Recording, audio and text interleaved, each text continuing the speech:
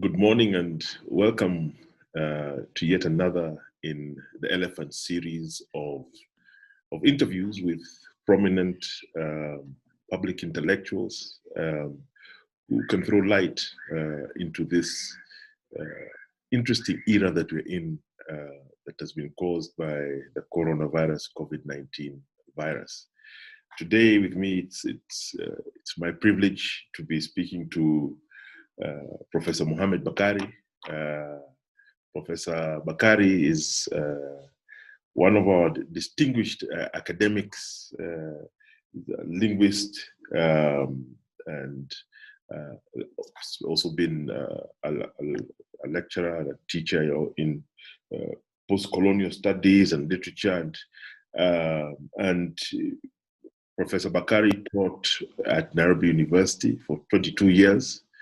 And then in the mid to late 90s, moved to Turkey, to Fatih University, which is now Istanbul University, where he taught for another almost 20 years. He has come back home to Kenya, and he's now Vice Chancellor of RAF University. And I would like to say Asante Sana, Mwalimu, for this opportunity to discuss with you. You've been around the world. You've taught in Kenya. You've taught in Turkey, and you've studied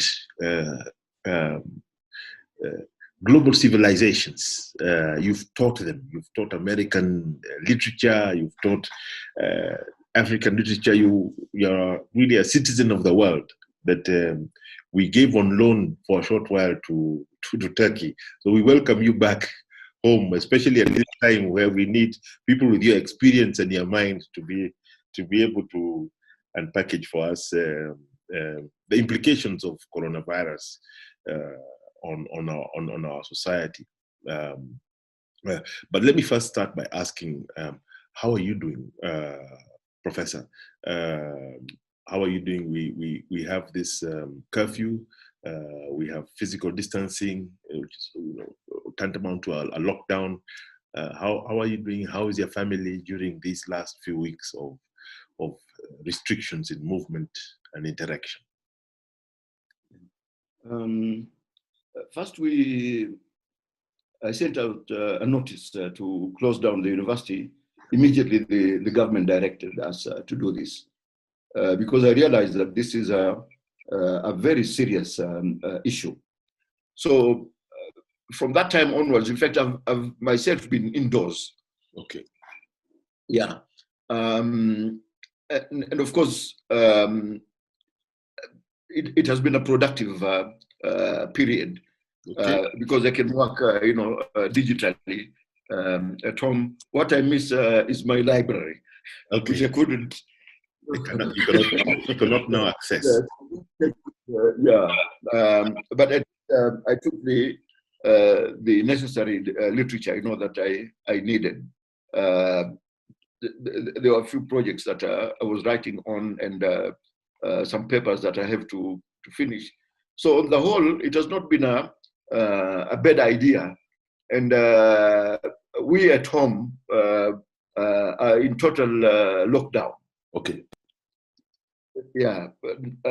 I have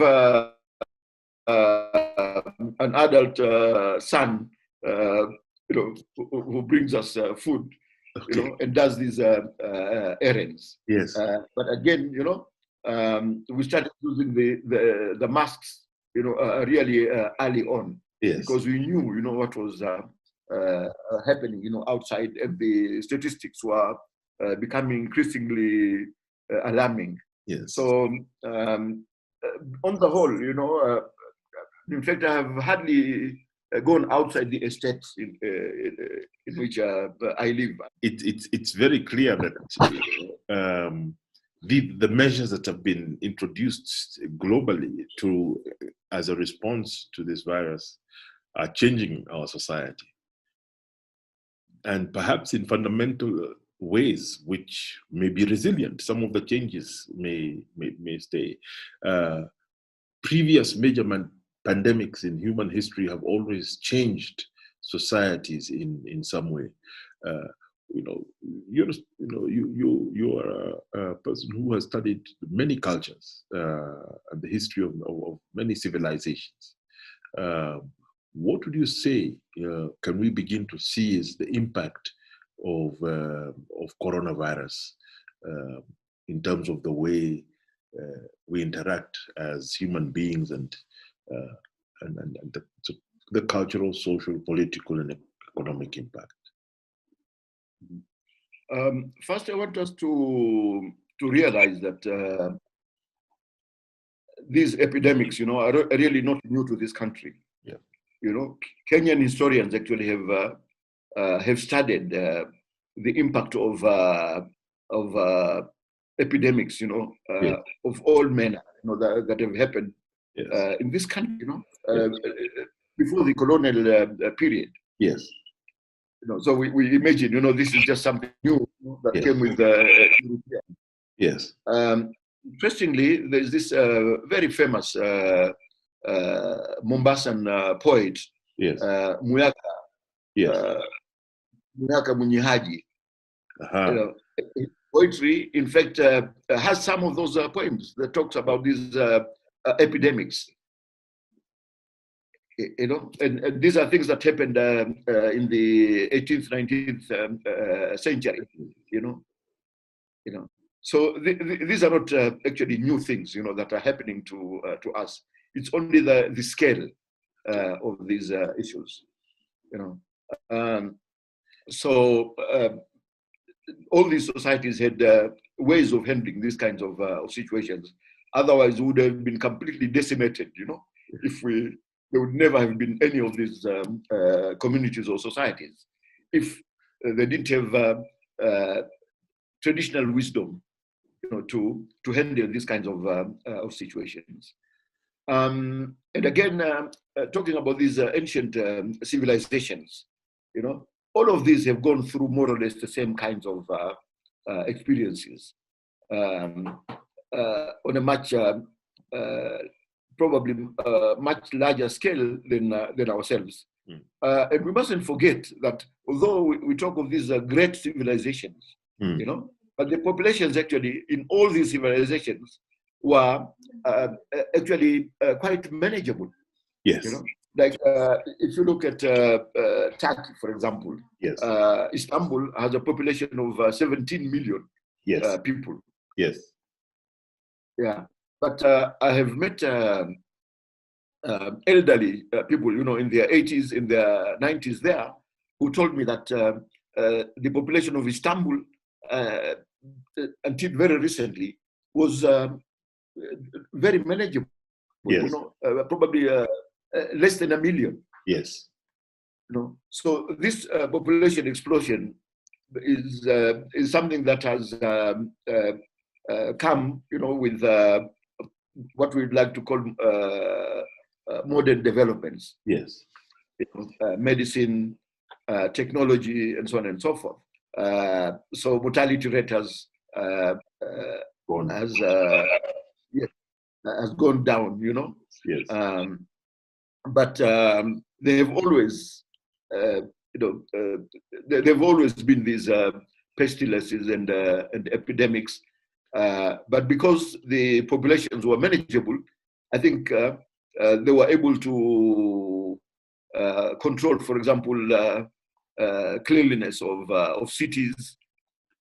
There are actually evidences, like, for example, if you read the Turkish historian, somebody called Hilal Inalcik, yes.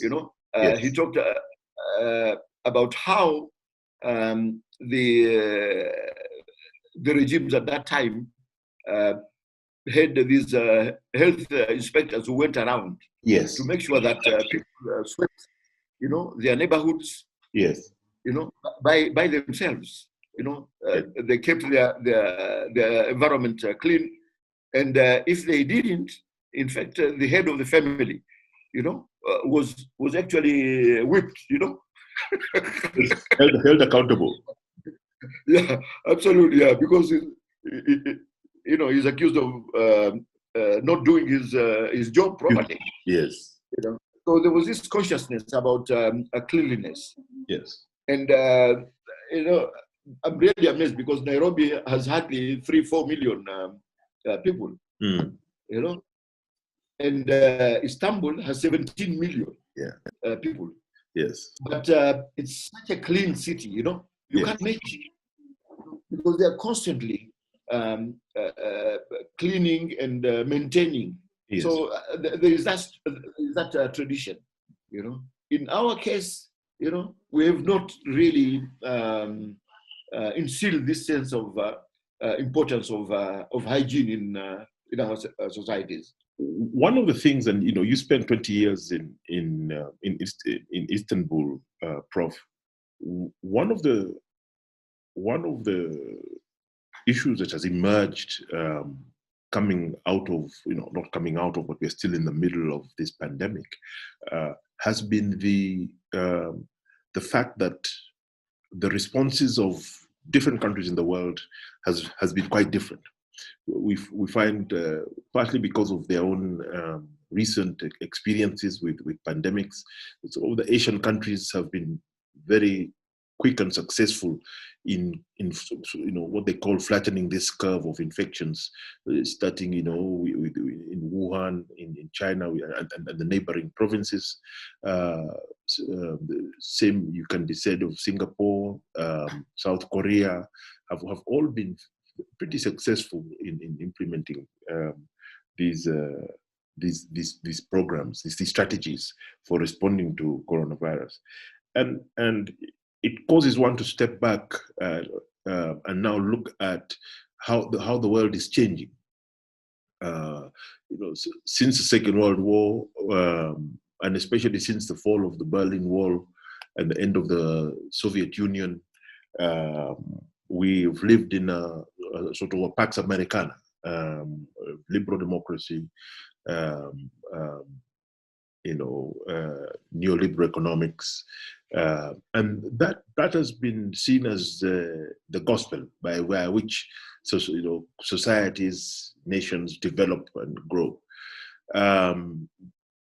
This has brought out the fact that we now have a multipolar world, and countries like Turkey, where you spent almost 20 years, have risen in geopolitical significance in the world. China, much more dramatic example. China, Turkey, Russia. You have giant countries like Indonesia, etc. And these nations are increasingly assertive. Perhaps maybe for some of our viewers who may not be totally up to speed with it, Turkey has taken a much more, I don't use the word aggressive, but it's a much more proactive engagement with Africa, as has China, as India, etc. What does this mean, and especially in this time of COVID, and what does it mean for the coming era? Because clearly we're seeing there will be the world that was there before coronavirus, and there will be a world afterwards. And I was wondering whether you can reflect on this. I think you lived in Turkey when it was going through a major transformation from 1997 until just recently. I think my first observation, after living in some of these places and reading extensively, I've been interested actually in understanding, for example, Chinese culture and society when I was an undergraduate. Mm-hmm. Nobody actually, told us, to read on China at that time. But there was an Australian professor who was writing a column in Newsweek, that I'd actually been reading from the time I was doing my A levels at Alidina in Mombasa. Somebody called Simon Lays. Yes. So he was using a pseudonym. Yes. To write a column on. But in fact, he was a sinologist. but teaching actually in Australia. I think either University of Melbourne or University of Sydney. Yes. So that sparked me, my interest actually in Chinese culture, Chinese society, and throughout my undergraduate in Nairobi. Although I was doing linguistics, but I had this curiosity, about other societies. Yes. And then there was a Japanese cultural center. Yes. Just opposite Nairobi Hospital. Correct. This was somebody, an institute that was set up by somebody called Hoshino, a Japanese pacifist, and a very prominent journalist. Yeah. And so he used to take students from Japan to come and spend a year here. Yes. Yes. Learning Kiswahili and also Kenyan politics, Kenyan culture, and so on and so forth. So he had an entire program, throughout the year, where lecturers from the University of Nairobi went and taught there. Yes. So I taught some courses on various aspects. Yes. For example, on history of Islam in Kenya. Yes. African literature and so on. And I taught actually for a number of years, until actually when I left. So these young Japanese people were enabled, to understand societies other than their own. So they went back much richer, and we also had exchange programs, of American students coming to University of Nairobi and spending a year or two, So these were very, very enriching experiences, for these people. Yes. But if you look at our curriculum, it's Eurocentric, in a lot of ways. Yes. We hardly know anything about non-Western societies. Yes. Whether this was India or Japan or China. Yes. And we think these people have just come to us now, and started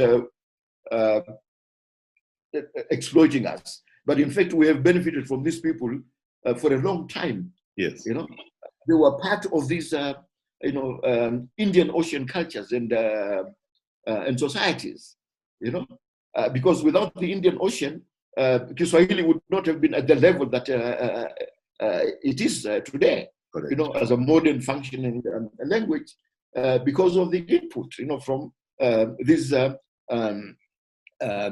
Indian Ocean cultures. Yes. And this cross-fertilization of the cultures, is something that has been going on for millennia. Yes. And we imagine that globalization is just something, that started the other day. But in fact, no. There have been different phases of globalization. So I think we have to think about including other cultures and traditions, in the curriculum. Yes. Even at high school level, there's no reason why we can't study, identify some cultures or traditions. Yeah.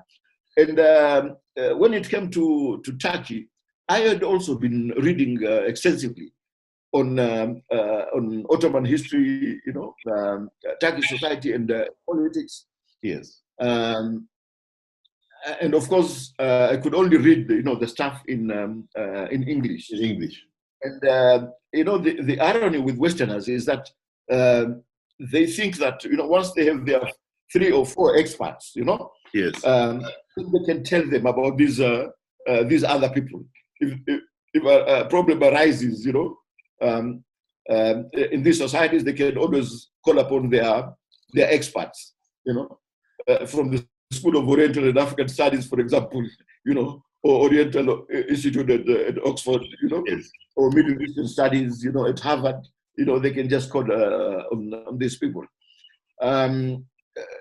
But these are very important societies, with a very long history and very long experiences. Yes.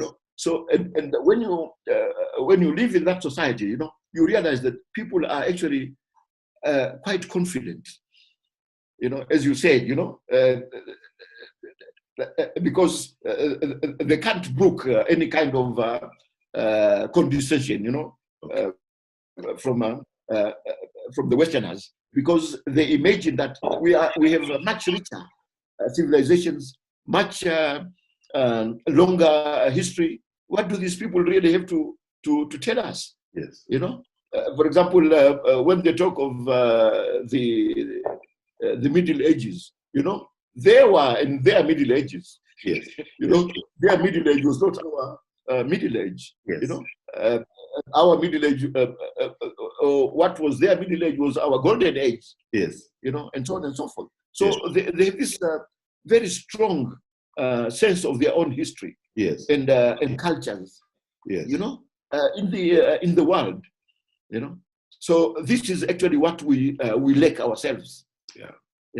Yeah. So and one of the ways is trying to study other societies. Yes. And look at their values. Yes. Look at their traditions. Yes. And compare them with ours. Yes. And what we can take from them. And because, for example, China has had African studies, for quite a while. Yes. Even before they were a lot richer than what they are now. Yeah. We forget that they are the ones who built the Tanzam railway. Yes.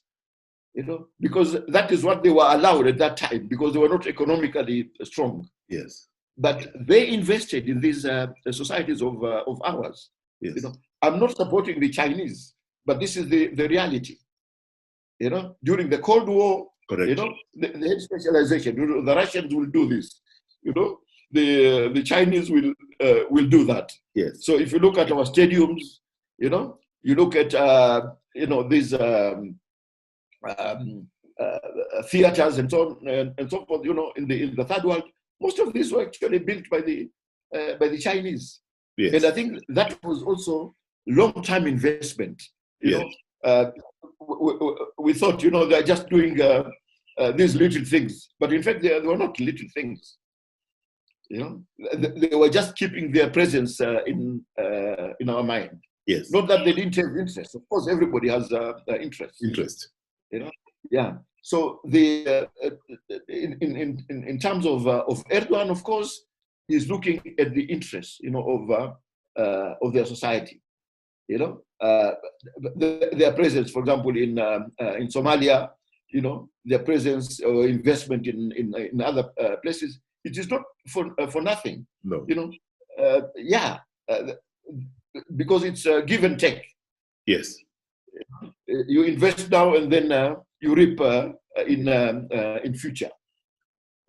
So and they are fully aware that certain of these areas, are dominated by Europe and the US. Like in the case of East Africa, we are Anglophone. Culturally, we are replicas almost of these societies. Yes. Which is not a bad thing, by the way, because they were also influenced, by other people. They also learned from other people, But they prepare themselves, For example, at the end of colonialism, they set up, the School of Oriental and African Studies, Correct. Because they knew that this kind of relationship now is going to become completely different from what it was during the colonial period. Yes. We have to be more discreet. We have to be more savvy. In dealing with these people, because now they are better educated. Yes. They have advanced, to a significant degree. and they are conscious, so we have to learn from everybody, just like they did themselves. So these advanced societies or these old civilizations, are completely different. Their mindset is completely different from us. Yes. Thanks, Prof.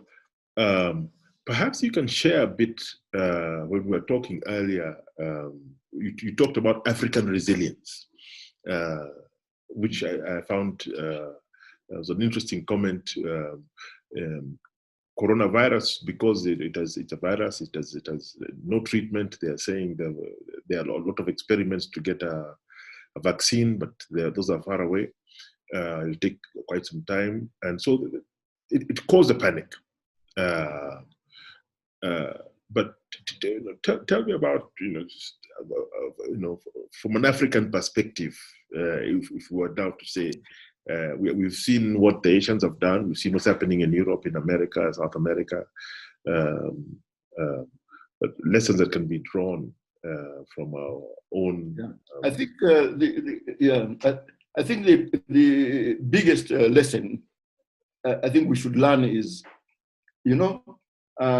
we have to invest in such, because vaccine development is not really, it's not rocket science. No. No. So why don't we have local initiatives? Initiatives, we have done for some of these issues. For example, animal diseases and so on and so forth, and we've been able to contain these. Yes.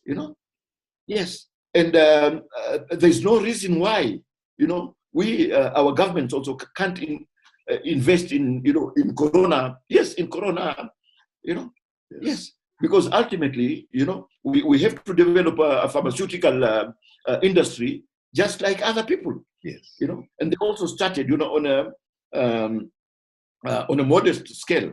Yes, you will not be allowed, to develop, to the extent, but you have to be discreet. You say, oh no, this is just, we start this industry, at the cost, just for the cost.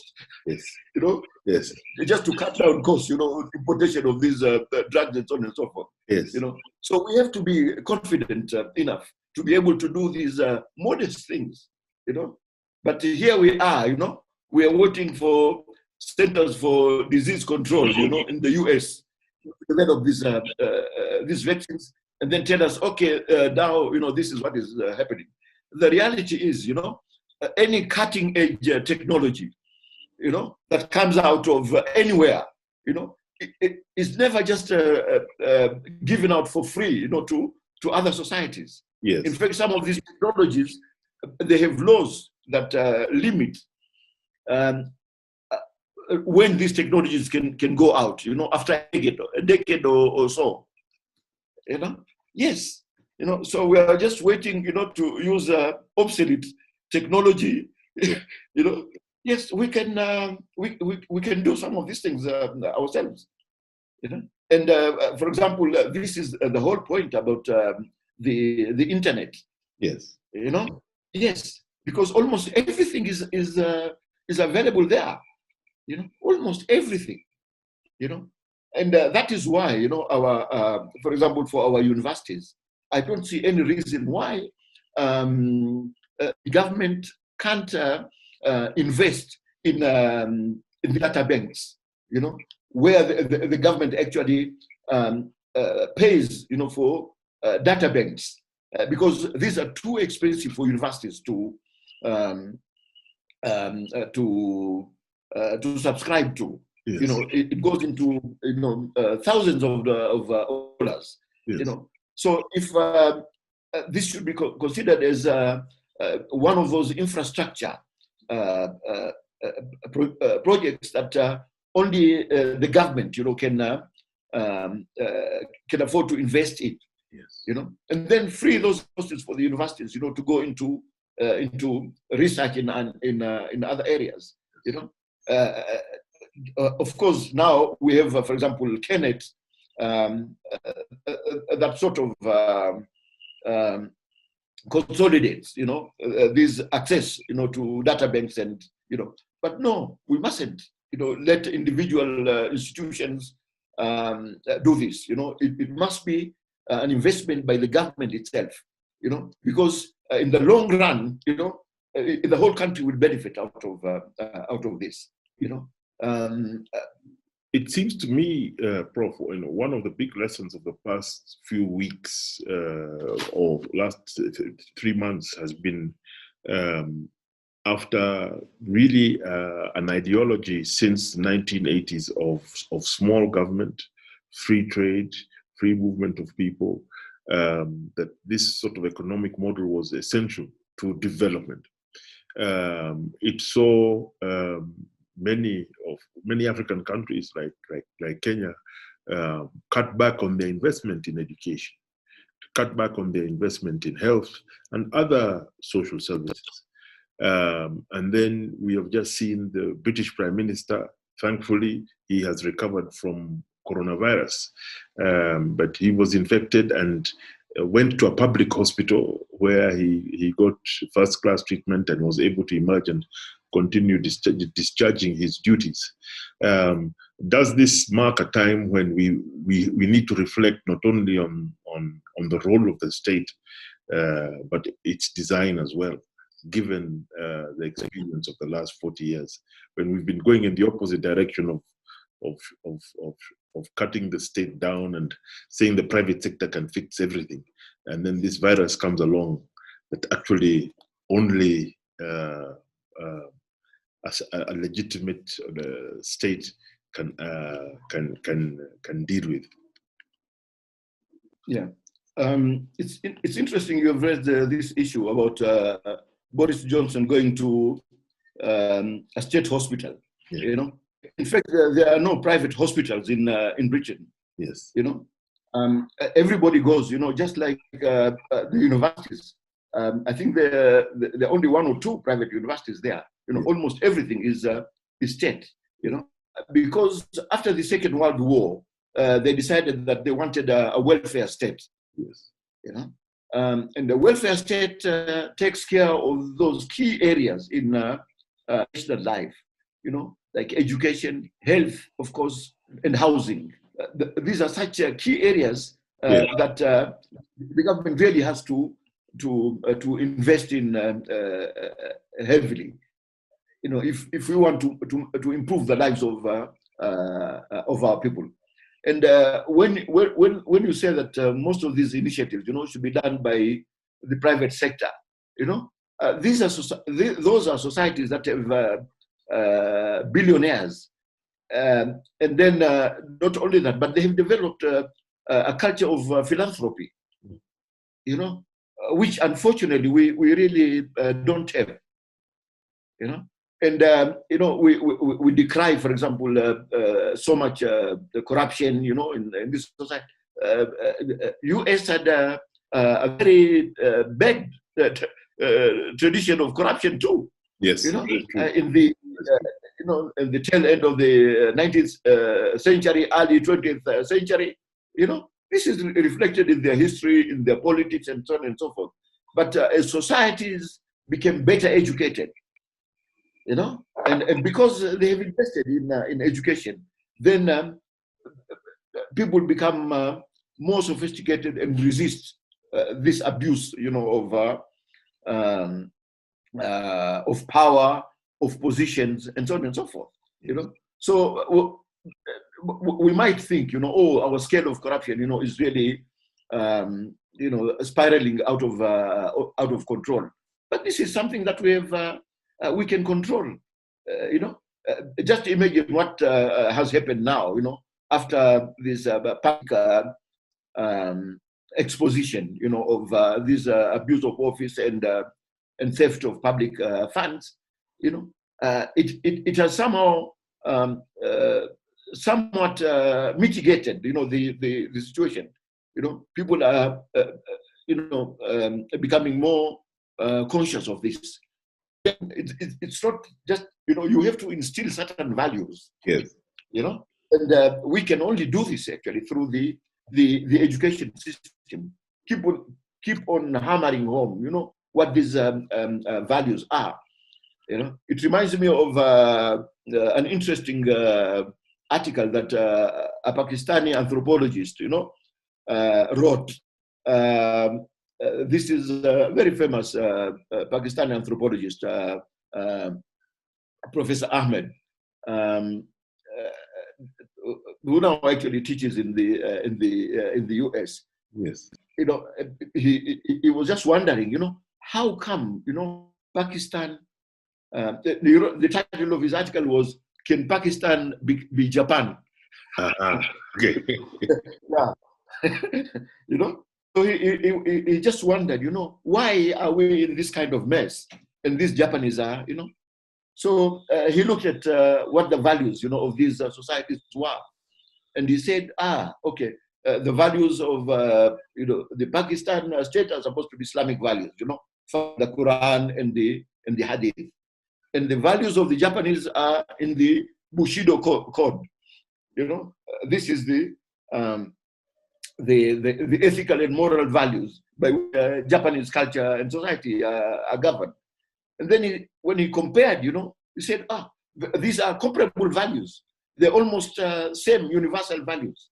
The only difference is that the Pakistanis give lip service to these values, and the Japanese actually put them into effect in their practical lives. Yes. So issues, for example, like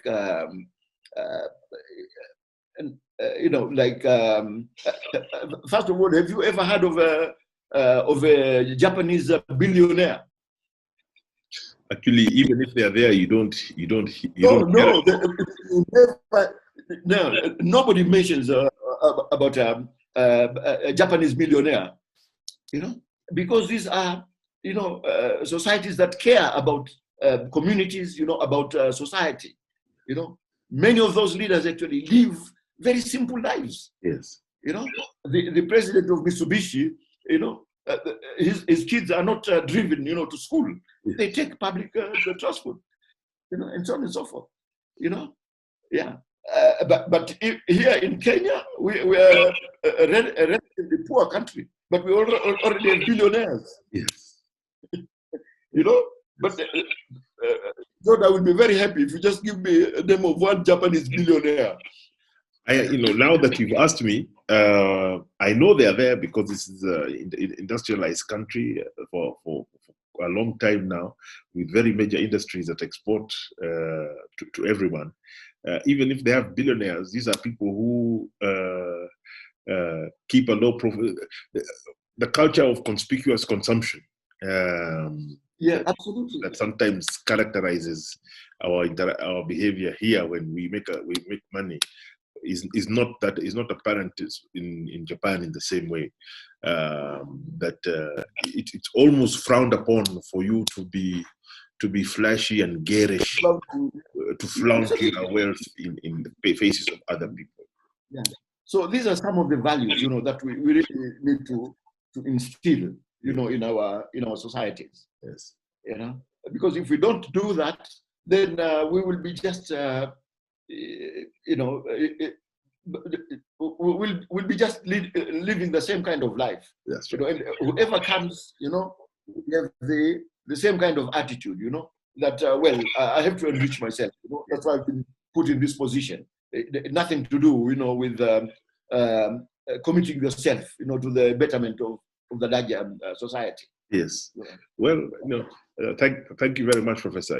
It's one of the things that people have been hoping against hope is that the fact that our leadership cannot fly out of the country for treatment for coronavirus, that this may provoke a bit of a change in the mindsets of many to invest in our public health system in a much more effective way, and instead of removing resources from health and education, realize that we've got to invest in this because with coronavirus, because of the lockdowns and the travel ban, we cannot travel to